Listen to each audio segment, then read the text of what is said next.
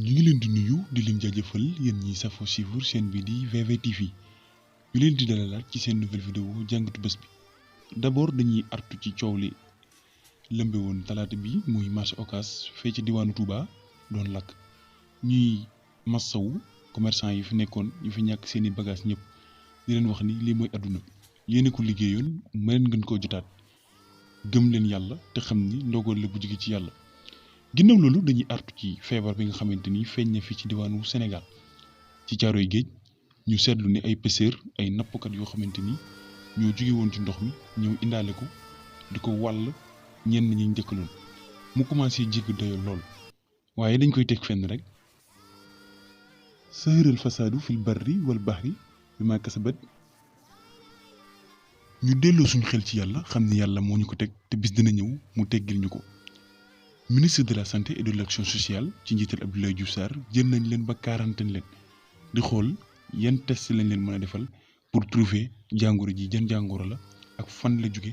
ak lan ci la soqe ko ñu leen di ñaanal yàlla gaaw ko saafara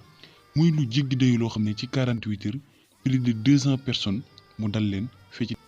liñ nangoo ci seeni kàddu nag mooy ñoom ñi mu leen dalee biir géej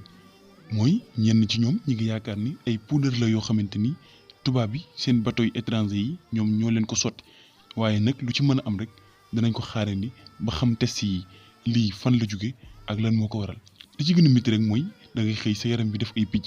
di xasan nga koy wokk muy gën a évacuer di jàpp sa awra yi sa kanam yi ba ci gémmiñ gi te feebar bi bàyyiwul mag bàyyiwul gone ñëpp lay dal ci ñaari fan lu toll ci